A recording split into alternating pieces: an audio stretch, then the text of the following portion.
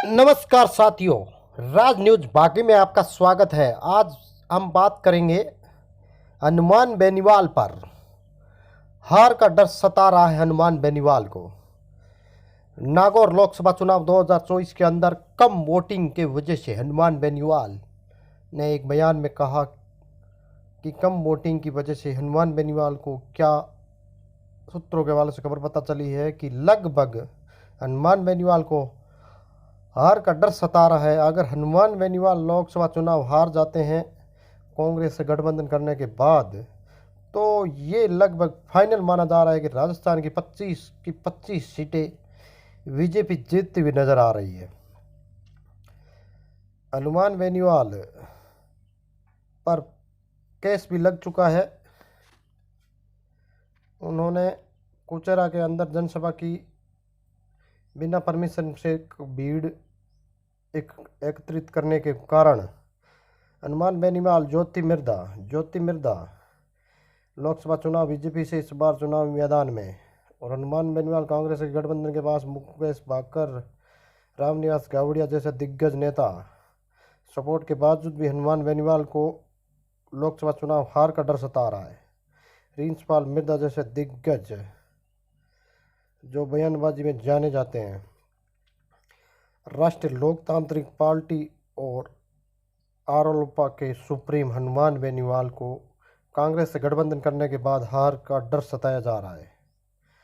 और अगर हनुमान बेनीवाल ये चुनाव हारते हैं तो नागौर सियासी में ज्योति मिर्धा चुनाव जीतती हुई नजर आएगी। ज्योति मिर्धा इस बार चुनाव जीत जाती है तो ये लगातार 2-3 बार तो हार चुकी है, विधानसभा चुनाव हो चाहे लोकसभा चुनाव हो। ज्योति मिर्धा के लिए ये चुनाव जीतना काफ़ी मायने रखता है। और हनुमान बेनीवाल से वोटर इस बार काफ़ी चिंतित नज़र आ रहे थे। कांग्रेस से गठबंधन करने के बाद किसानों के नेता और किसानों के हित में बात करने वाले हनुमान बेनीवाल इस बार संकट में नज़र आ रहे हैं। उनको बचाए तो वोटर ही बचा सकते हैं। हनुमान बेनीवाल अगर जीत भी जाते हैं तो कुछ खास वोटों से नहीं जीत पाएंगे, परंतु जीत एक जीत होती है। सूत्रों के हवाले से खबर पता चली है कि पिछला जो केस हुआ था जिसमें सीबी और सीबीआई दोनों जांच करेगी, उसमें वो केस ज्योति मिर्धा द्वारा किया गया है।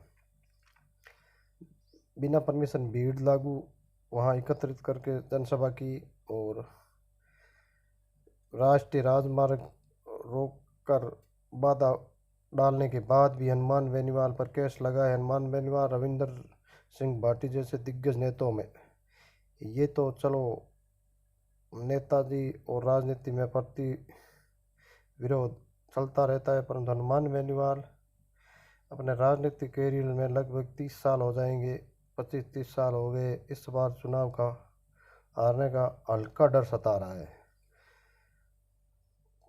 परंतु अनुमानित कहा नहीं जा सकता। अगर हनुमान बेनीवाल चुनाव हार जाते हैं नागौर से, नागौर की नई सियासी जंग खड़ी हो जाएगी। पिछले 30-35 सालों से लोकसभा चुनाव के अंदर हनुमान